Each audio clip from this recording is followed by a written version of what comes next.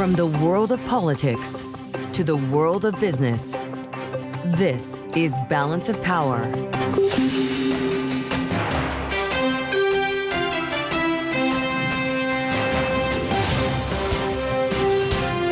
Live from Washington, D.C. The House holds its breath as the Senate takes up the big bill. Welcome to the Tuesday edition as President Trump digs into negotiations with senators now who could make major changes to the legislation. And then what? Alongside Kailey, Leinz, I'm Mathieu in Washington. Thanks for being with us on the fastest show in politics. Kailey, the president met with about a half dozen senators yesterday, all of whom have their own concerns. Yes, indeed. One of the loudest, perhaps, being Rand Paul, the senator who does not want a debt ceiling increase included in this legislation. He spoke with President Trump yesterday, and President Trump had some words for him publicly this morning on True Social. Rand votes no on everything. His ideas are actually crazy, he says. I guess they didn't have a good call because they were on the phone yesterday. Several of these meetings were in person, including John Thune, who, boy, he's got a lot to balance right now. As this bill makes its way through the Senate. We're going to be talking about this coming up with someone who's been there, Bill Hoagland from the Bipartisan Policy Center, a veteran of the Senate and knows about times like these. Well, certainly also knows about the rules of the Senate, including the parliamentarian, because it's not just about what senators want to change that's in the bill. It's also what can pass muster when all of this is supposed to be a matter of budget reconciliation. And the parliament may decide some of the things the House put in there don't fit that bill. The bird bath might bring some changes. We'll also get an update from the White House. Bloomberg's Kendall is standing by on the North Lawn as the phone continues to ring in the Oval Office. Indeed. But first, we go instead to New York at our global headquarters, where we find Charlie Pellet, as always, keeping an eye on the markets for us as we kick things off. Hey, Charlie. Well, hello there. Indeed, a familiar theme. Just about every update I've been telling you, we're at the high of the session. That is the truth right now, with the Dow Jones Industrial Average up 193, up by about 0.5%. We've got the S&P up 39 now, up by about 0.7%. NASDAQ up almost 200 points, up 197, higher by 1%. The Bloomberg Mag 7 Index also higher now by 1%. Stocks are gaining as U.S. jobs hold up amid the trade war. The 10-year, 4.46%. The 2-year right now at 3.96%. Gold now slumping 1%, 33.49 the ounce. And West Texas Intermediate crude up 1.8%, 63.65 a barrel on WTI. Bitcoin just below $106,000. Bitcoin right now higher by 1%. Constellation Energy has agreed to sell power from an Illinois nuclear plant to Meta Platforms as artificial intelligence sends power demand soaring. Shares of Meta, they're slumping now by 0.1%. Constellation, though, up by 1.4%. For on-demand news, 24 hours a day, subscribe to Bloomberg News now wherever you get your podcasts. In fact, we go to Washington. Once again, your hosts, Mathieu and Kailey Leinz.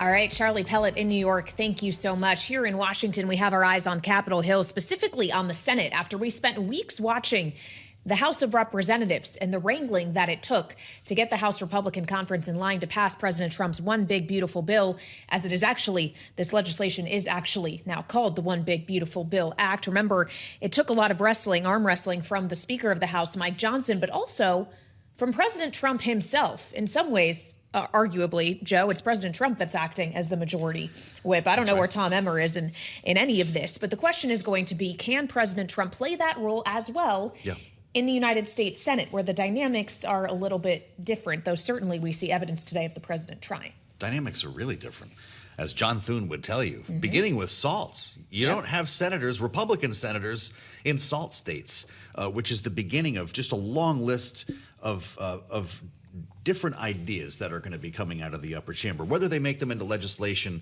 has yet to be seen. Kendall is standing by at the White House for us right now. Bloomberg, Washington correspondent, with her eye on the administration's take on this, because, Tyler, that does seem to be the energy center is on President Trump's end of Pennsylvania Avenue right now, right? Yeah, hey, Joe. President Trump really trying to ramp up the pressure on these Senate Republicans, making phone calls, posting on Truth Social, as you've been mentioning, because we have to keep in mind here, the White House is dealing with some pretty conflicting demands when it comes to these Republicans that want to make changes to the House bill. On one hand, you have this group of senators pitching themselves as fiscal hawks. Rand Paul, you mentioned, also Senator Ron Johnson, who had a phone call with President Trump yesterday, says he has plans to meet with the White House's economic team, and he wants to see some deeper spending cuts. But of course, on the other hand here, we have those concerns from Republicans about what changes to benefit programs could ultimately mean, particularly when it comes to Medicaid, perhaps speeding up those work requirements. Also, the House's plan to freeze the Medicaid provider tax, have some of the states take on more of that cost sharing. These are all raising concerns and really is a politically fraught issue for this White House. President Trump doubling down in recent posts on Truth Social, saying that the bill will not cut Medicaid, but there are analysis out there, including one that we cite here at Bloomberg News, that predicts 7.7 million people by 2034 could ultimately lose coverage because of a shifting in the eligibility requirements. So they really are going to have to thread the needle here to make everybody happy and ultimately to pass this bill. I could keep going. Of course, it's the big, beautiful bill, so there's a lot of other provisions where we're seeing disagreements. But Joe and Kailey, we have to keep in mind, they can only lose 3 Republicans at the end of the day, and we know there are many more than that are raising concerns. Yeah, Rand Paul says he thinks there are at least 4 who could be ready to stop this thing in its tracks, knowing that the White House is up against a kind of self-imposed deadline, if you will, that Senator Thune, Tyler, seems to be going along with. They want this done by July 4th. When would that mean it actually leaves the Senate if it still has to go back to the House, if it's to get to the president's desk by Independence Day?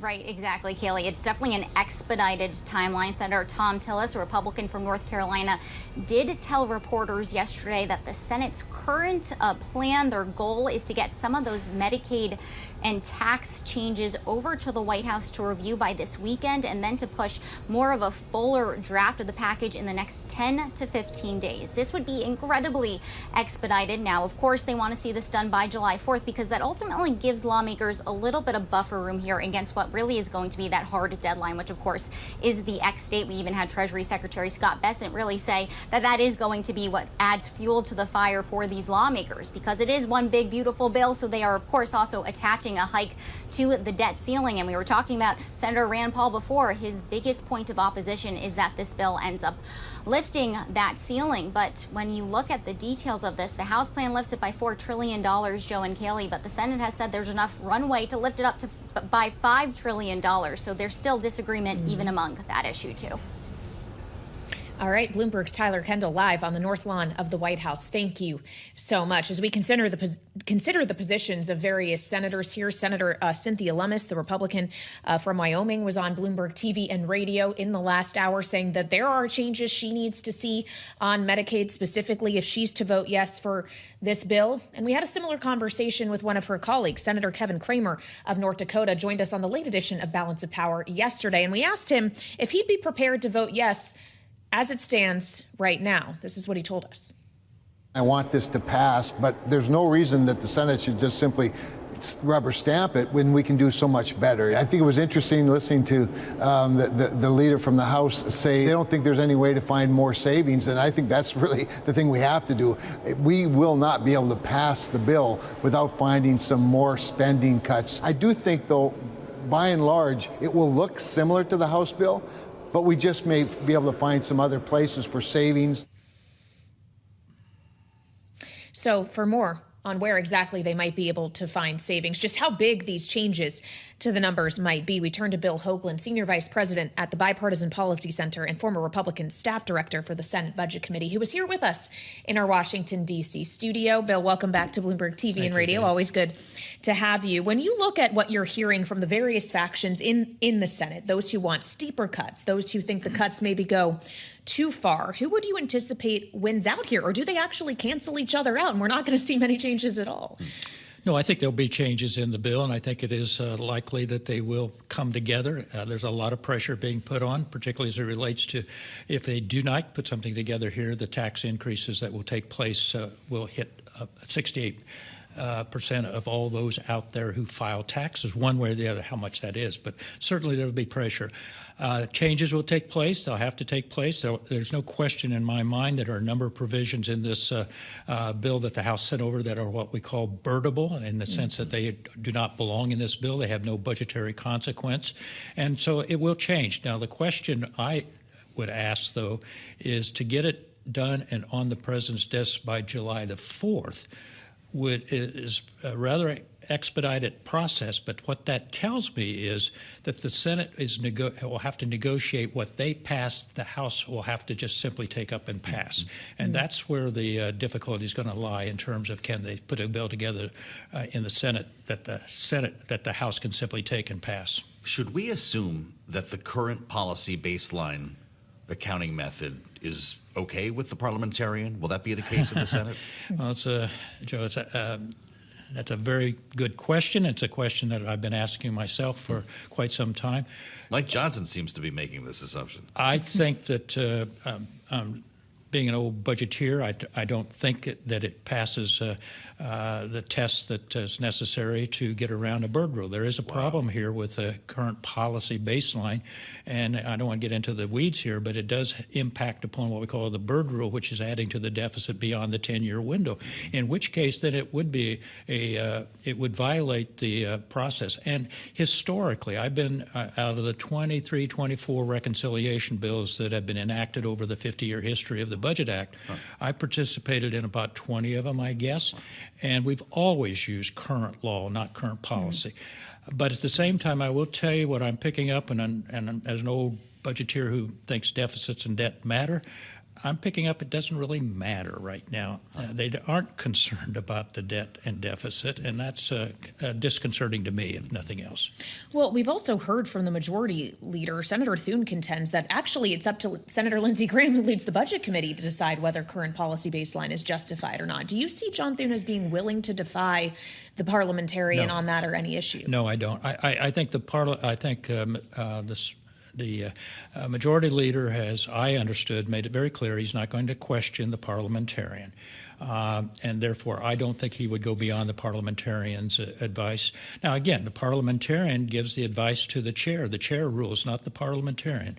And so it's possible the chair could say current policy is fine and we'll go forward with it. It's an unanswerable question, Joe. I'm sorry at this point to give you that answer. Well, this is, we're getting to the rub here. I mean, yes. The old line that the Senate is the saucer that cools the tea. Is it going to be the opposite this time? I think the Senate is going to certainly modify the House, the hot tea of the House, and turn up the heat under the tea. But honestly, this is going to be a very dicey exercise, obviously, for the majority leader in the Senate, because he has to also make sure that whatever he passes can get passed back into the House and it not fail in the House, too. So getting the two sides, the ones who want more deficit reduction and those who don't want to make the particular reductions that are necessary, this is going to be a very, very difficult exercise for the new majority leader. When we consider the Medicaid issue specifically, President Trump is contending that there are false statements being made, that these are not Medicaid cuts that are happening. We've been told the same by many Republicans on this program, including Congresswoman Ashley Hinson last night, who told us that this is just fear-mongering on the Democrats. This isn't about cuts. It's about making sure the program can last long term. How realistically should we be framing these Medicaid alterations, cuts, whatever you want to call them? I think I think there's truth in both arguments that are being put forth. Number one, work requirements. Are the work requirements a cut? No, if they're requiring individuals to participate in the Medicaid program, and if they choose not to because of the work requirement, is that a cut? I don't know. At the same time, the provider tax that's in there does impact directly, I think, nursing homes, rural hospitals. That could feed back to being real cuts on individuals. So when the CBO makes the estimate, and your reporter indicated also about 6.7 million, 7 million people that would be removed from the Medicaid rolls because of this. I think it's hard to say there aren't going to be reductions here. And particularly the one area that should be focused on, I think, as coming from a rural area myself, is the rural hospitals. They are could very well be hit by the provider tax. One other thing I want to make, Kailey, that point I would make is that we should also look at the SNAP program, the food stamp program, and the changes that are being proposed there, which are work requirements also, but also the requirement that the states pick up a particular share. Right now, the SNAP benefit itself is 100% federal.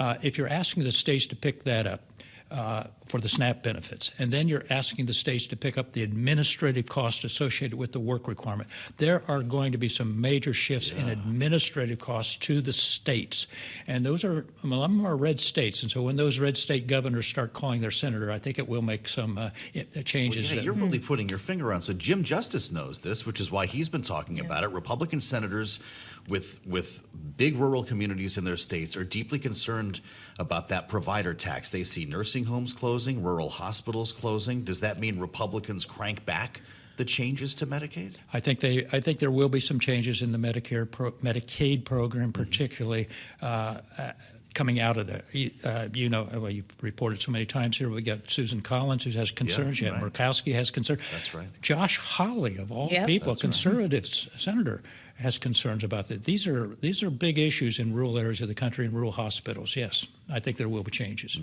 Well, as we wait to see what those changes are in the Senate, the House is also going to be taking up some work this week, as the White House is now formally sharing a rescission package with the House. PBS, NPR, USAID funding, I think it amounts to about $9 billion. $9 billion. Bill, I think they're going to make a big deal out of this, but is this a big deal or is it a drop in a bucket? Well, $9 billion is nothing to snuff at. And I would say that, yes, it is a big deal. The question here is, I'm not clear. I haven't seen the proposal yet, whether it's the $9 billion is made up of basically the USAID funds and then the public radio and public communication. And my sense here is if they put those two together as one package, it probably does pass the House. I'm not sure it passes the Senate, though. Again, we're back to the rural areas that depend a lot about some of the corporate broadcasting systems that are out there. Not to take anything away from Bloomberg at all, of course, but definitely. Yeah. So, yes, that's it. One thing you should know is that this is probably just the start of rescission. This is something under the Impoundment Control Act. The president has every right to propose to Congress the elimination of funding that has been made available. My sense is there's going to be a lot more coming later in the year. Yeah? Will that be coming with help from the DOGE, or is that a separate? Well, it's separate from DOGE, but the DOGE proposals that now take actual form in the form of a rescission that would be submitted to Congress. I don't want to get into the weeds too far here, but you have 45. Congress has 45 days to act on a rescission package once it's submitted. Either you approve it or you don't approve it.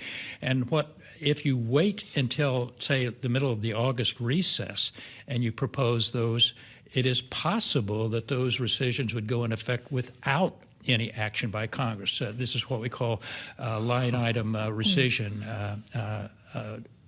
veto. Yeah. And so be aware that there's some more coming. And that can happen during a recess, is what you're saying? It can. It's not. They're not on official recess. There's continuous session. They will not go on recess during the August so you keep one vacation. Pro forma sessions. The pro forma largely so that they can avoid recess appointments. Right. Wow. We have Remember when we were having a conversation about recess appointments every day? Yes, we were. Around the cabinet nominees. Just wait, it'll come back around. We'll call Bill Hoagland. It's great to have you with us. Thank you. Bill, as always. A veteran of the Senate, now with the Bipartisan Policy Center, and giving us a real sense, Kailey, of what we can look for with changes that are coming out of this bill. You wonder if Donald Trump told John Thune to keep it the way it is. Yeah, well, certainly the Speaker of the House hasn't been shy about doing that, saying, Mr. Majority Leader, you need to change this as little as possible if you want me to be able to pass it a second time. We'll see how much louder the voice of the president gets on this. Yeah, it may not be very practical for John Thune in the meantime. Stay with us. We're going to assemble our political panel next. Maura, Gillespie, Kristen, Hawn, no strangers to this debate, will be up with us here on Balance of Power. Alongside Kailey, Leinz, I'm Joe Mathieu. Thanks for being with us on Bloomberg TV and radio. I'm Kailey Leinz alongside Joe Mathieu, live in Washington, where we are focused on the United States Senate, as we will be probably all week for the weeks to come, basically leading up until when they leave for the July 4th recess, which is actually The last week of June is the last week they're scheduled to be in session, and the Senate Majority Leader John Thune has suggested he would like to see a bill pass through the Senate, sent back to the House, and passed through the House on the president's desk by the 4th of July. So the time is short, and there's a lot of people that still need to be made happy here, including Republican Senator Cynthia Lummis of Wyoming, who is not yet a yes, she says, on this bill. There's still some things she would like to see changed, including when it comes to Medicaid. She said this on Bloomberg TV and radio earlier. I would like to see some reforms to Medicaid. This is not in an effort to remove benefits from those who were intended to have it, but rather to stop the states from using a mechanism to enrich their federal participation dollars. And 49 states are doing it. It would require the reform of the state's loophole for me to support the Medicaid reforms. She's talking about changes to the provider tax, which, as we were just discussing with Bill Hoagland, is a problem for a lot of Republican senators who represent rural states. The fear that it could lead to the closures of rural hospitals or nursing homes. It's where we start our conversation with our political panel. Republican strategist Maura Gillespie is with us, the founder of Bluestack Strategies. Kristen, Hawn, Democratic strategist and partner at ROKK Solutions. Great to see both of you here. Maura, what's your sense of this? If Republican senators start to tinker with this deal on Medicaid, you worked for a former Republican speaker of the House.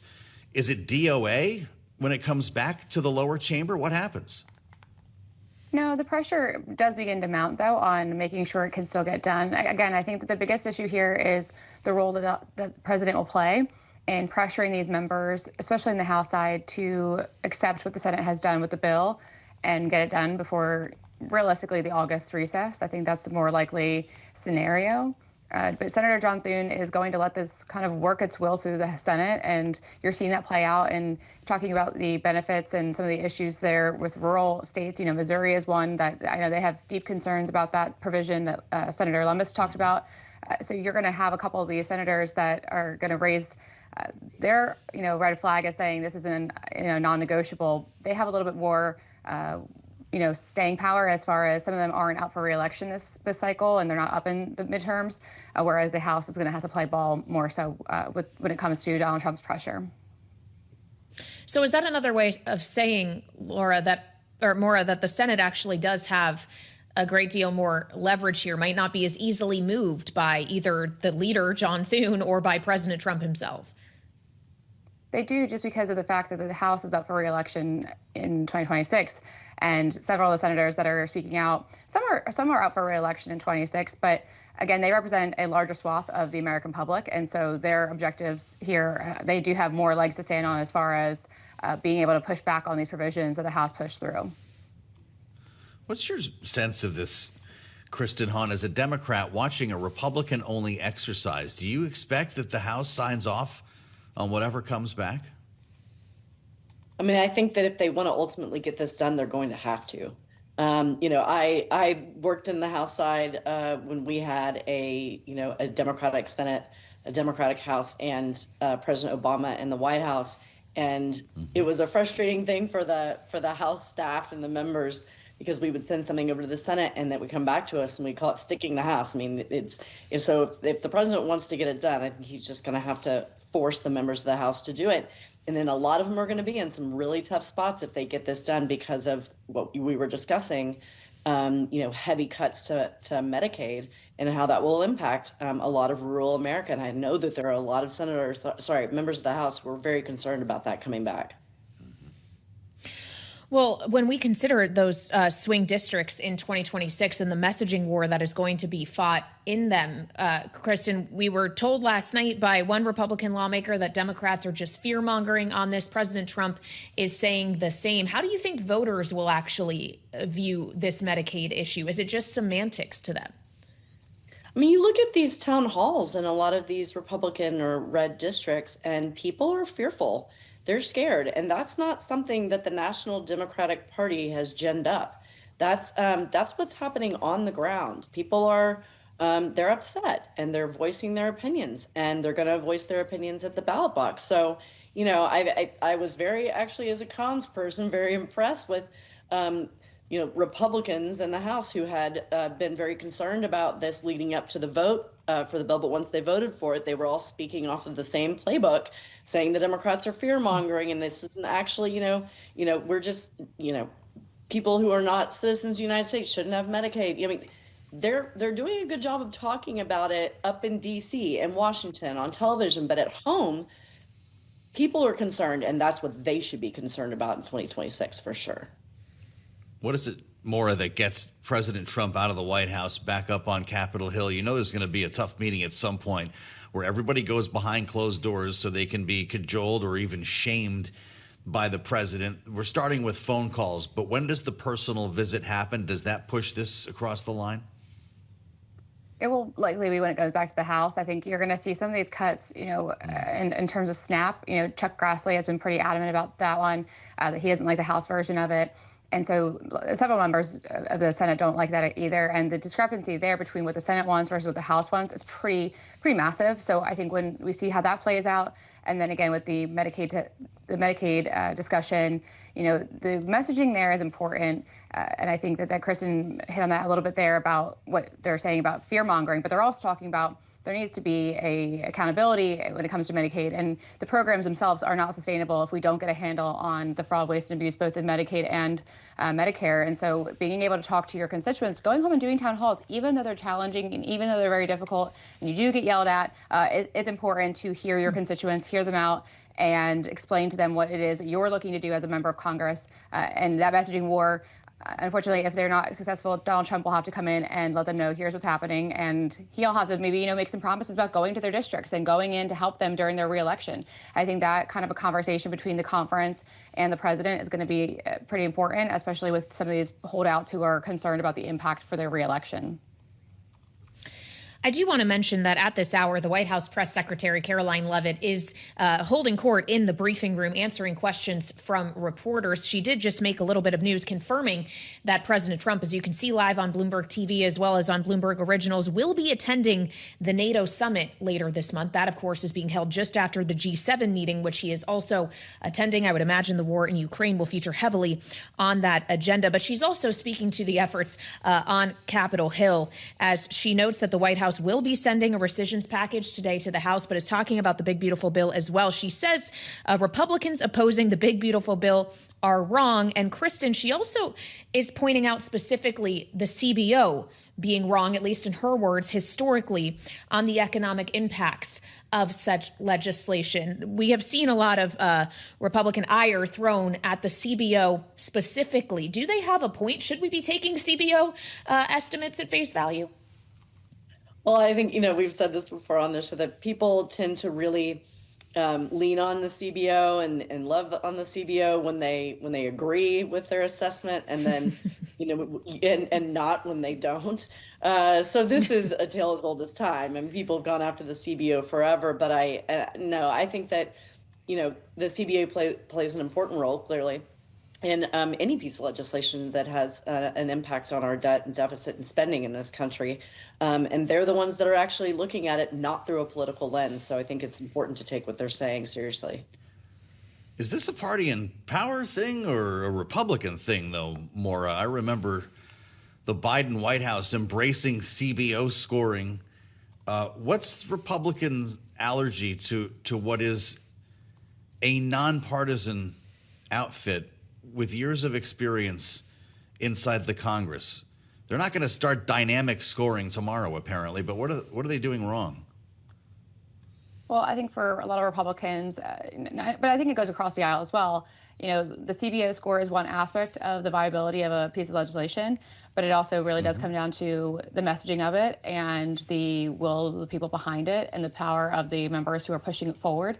So it's not the end all be all. And I think that that's how Republicans have viewed it for a long time. Sure, they have to get the bill scored, but it doesn't necessarily make or break whether that bill has the piece of legislation has viability. And so looking at it through that lens, that's more or less how Republicans have largely viewed the CBO. But to Kristen's point, I mean, the hypocrisy about it kind of runs the gamut on Capitol Hill. You love it when it loves you, and you hate it when it hates you back. So that seems to be the consensus there. Well, speaking of hate, I do want to call attention to a post that just hit the wire on X, specifically from the man who owns it, Elon Musk, taking to X and saying the following, quote, "I'm sorry, but I just can't stand it anymore. This massive, outrageous, pork-filled congressional spending bill is a disgusting abomination. Shame on those who voted for it. You know you did wrong. You know it." Kristen, is this what happens when Elon Musk leaves Washington? I guess so, man. He didn't have a long tenure here, and he certainly doesn't have the stomach for the politics, particularly when you're talking about dealing with issues that are this big. But that's certainly interesting. I wonder if he and the president had some sort of call. I don't know what's going on there, but it's always interesting to see what he says. I don't disagree with him necessarily. So. Sounds like they broke up. Yeah. That's not what President Trump is saying about the bill. And this goes well beyond just a bill can't be both big and beautiful that he said on CBS last week. An abomination. This is much harsher. Disgusting abomination. Language. Shame on those who voted for it, he says. I wonder if we'll be hearing from President Trump about this one, or if this will work its way into the White House briefing that is currently happening with Caroline Leavitt. Thank you very much to our political panel, Kristen, Hawn, and Maura Gillespie. Always great to have you here on Balance of Power.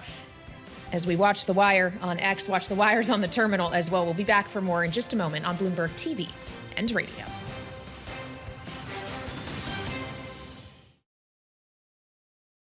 Charlie Pellet, thank you so much. Watching Wall Street for us every day here as we talk politics in Washington with a breaking headline from the White House. The press secretary, Caroline Leavitt, telling reporters in the midst of an ongoing briefing that President Trump was not aware of the daring, as some might describe, certainly unlikely drone strike by Ukraine against Russia deep inside Russian territory over the weekend, catching Russia by surprise by smuggling in more than 100 drones over the course of months. There had been questions, and we were asking some of them here on the program yesterday about whether there was U.S. support, intelligence support behind this operation, and apparently President Trump was not aware until we all read about it in the news.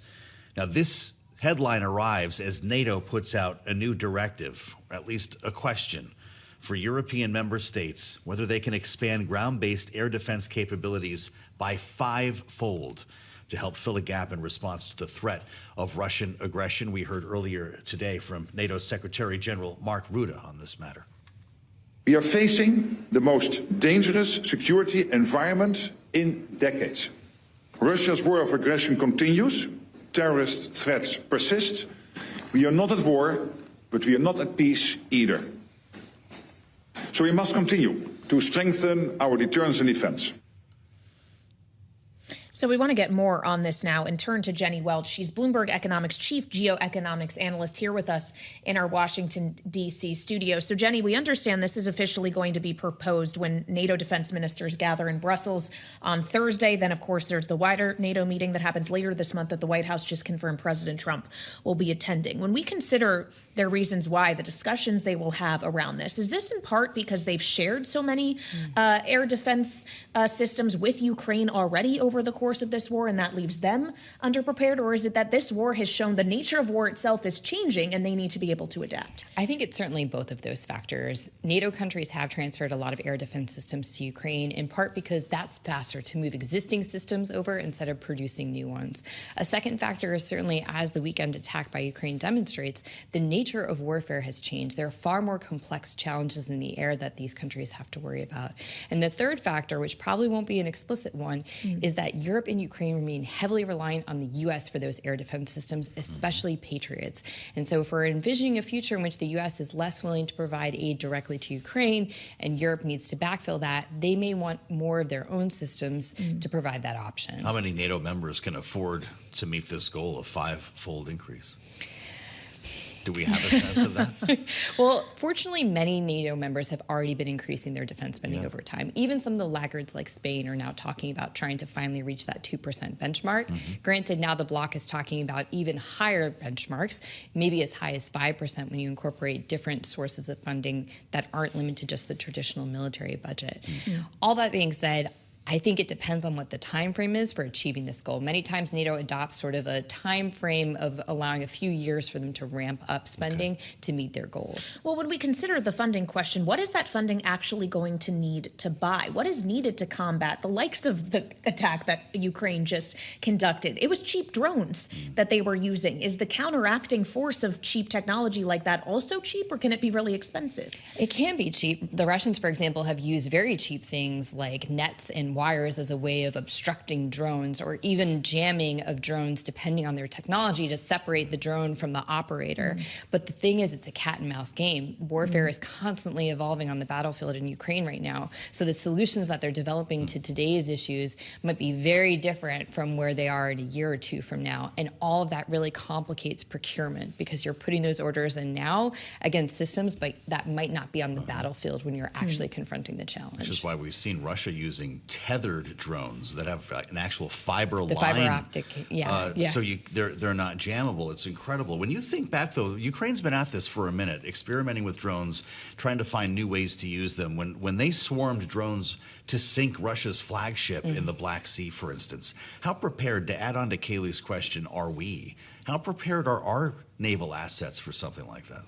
Not just naval assets, but you consider the potential broader security ramifications of this technology, which, as Kailey noted, is very inexpensive. There's a lot of actors out there that could afford this beyond state actors, not to hype the threat. But I think there's also domestic security concerns about this technology. And one of the key questions is, who else is going to be looking at what Ukraine did over the weekend and taking lessons away from it?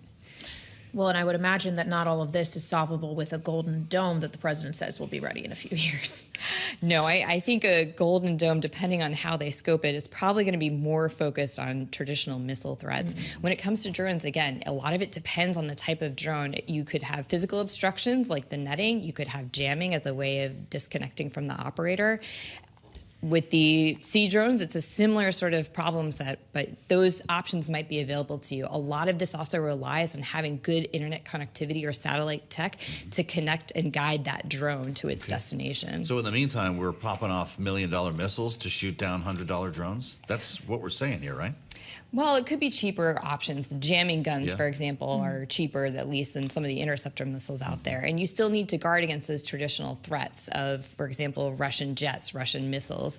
That's all on the table for NATO. But I think this is what the Secretary General was referring to in terms of the complex environment that they're facing of the traditional threats they need to guard against, but also these new emerging threats that, again, I think are going to continue to evolve because this war is not yet over. Well, and I do want to talk about this war not yet being over. The attack we saw over the weekend that Ukraine was able to pull off, there's some dispute about the number of actual aircraft that were damaged, but has it fundamentally changed the arc of the direction in which this conflict is going? At the very least, changed the arc of the talks to end it, as we saw in Turkey yesterday? I don't want to downplay the significance of Ukraine's innovative capabilities that were on display over the weekend, or the achievement that they had, and certainly a significant embarrassment for Russia. But at the same time, it's unlikely to have a major impact directly itself on the battlefield or at the negotiating table. I think the risk that it does create is, how does Russia feel it needs to respond to this, particularly given the embarrassment it faces? You're a geoeconomist, and when you consider the options of what might come next, the idea of Russia retaliating with something we haven't seen yet, either in terms of a nuclear attack or a massive conventional attack, which can still be incredibly destructive, what would that mean for economic implications throughout Europe and even here in the U.S.? Well, the summer is already underway, and that's traditionally the time period where Russia makes a major offensive against Ukraine. That might already be underway. So I think we should certainly anticipate a stronger conventional push. I think Putin has employed the nuclear bluff quite a bit over the last few years, and I'm personally a little bit skeptical that he is actually going to follow through on that threat. But I think what it points to is Russia has been willing to throw a lot of bodies and a lot of weapons at this issue, and that's essentially where their head is at. That time is on their side, battlefield edge is on their side. They're showing up to talks, but they're not doing much more than that. Fascinating. Great to spend time with you, as always, Jenny. She covers this for us here in Washington as Bloomberg Economics Chief Geoeconomics Analyst, Jennifer Welch. Many thanks, as ever, here on Bloomberg. I'm Joe Mathieu alongside Kailey, Leinz in Washington. Thanks for being with us here on Bloomberg TV and radio. One of the big movers today, nuclear stocks. Yeah. This is really something. We've talked about this a lot here, the need for additional power, clean, renewable power to run the data centers that are building the AI models that are going to change our lives someday, Kailey. And it looks like Meta has made the latest major investment, a 20-year deal. Yeah, pretty incredible. With Constellation Energy. Yeah, starting mid-2027, they're looking to nuclear to power all of the artificial intelligence work that they're going to be doing. And it's incredible to consider. This also comes as the White House, just last week was signing executive orders in order to ease the regulatory environment around nuclear power, knowing that this demand exists and that this is a potential source of the supply. We got a young nuclear executive right at the desk here with us who was at the White House that day for it. Riley Griffin is covering this for us, Bloomberg News tech reporter, and joining us live from San Francisco. Riley, it's great to have you with us here. We understand that this will actually work with the grid, not around it. What is Meta getting for this investment? That's a great question, Joe. Thanks for having me on. Meta in this 20-year agreement is getting power. And as you said earlier, this is power that will fuel the AI demands that it has for electricity, which are exponentially increasing year over year. It also is about reliability. When I spoke with Meta's global head of energy, what she signaled to me was that not only is this about reaching their sustainability objectives, they want energy, but they also want clean energy without those carbon emissions. It's also about ensuring the grid remains stable. And this is a plant that years ago was at risk of closure. It remained that way right now. And so in 2027, as it reaches that 20-year commitment, it's able to help Constellation essentially invest in this over time for the next 2 decades. Well, and when we consider that this is a 2-decade-long contract, Riley, Meta is clearly operating under the assumption that AI is going to be something that they're going to continue to be deploying and need powered for some time. Where is Meta right now in the overall AI race that they feel like they can make a commitment like this one? So Meta has committed to spending hundreds of billions in the next few years on AI and the infrastructure needed to fuel it. This year, it's spending upwards of potentially $70 billion in capital expenditures on that same question. So this is a part of an overarching strategy. It also is looking to double down on nuclear beyond this agreement. So it's requested last December proposals from all sorts of businesses across this country as it aims to continue to invest in nuclear. And they see this Constellation deal as the first part of that story, but it's a separate project altogether. The 50 proposals that they've got, they're honing down on, and they expect to have answers by the end of this year, potentially, on their next nuclear project, which is even bigger. You wonder how much is left here in terms of capacity, Riley. It takes a long time to get a new nuclear plant up and running, despite the fact that the president is endorsing this. And we did cover that executive order that he signed to try to accelerate some of this, even the smaller modular nukes that are a little bit easier to get online. But we saw Microsoft cut a similar deal like this. This kept a plant from closing. How many more deals like this could exist without new infrastructure? So Constellation said it expects more deals like this to come to fruition, and they're one of the biggest players in this space.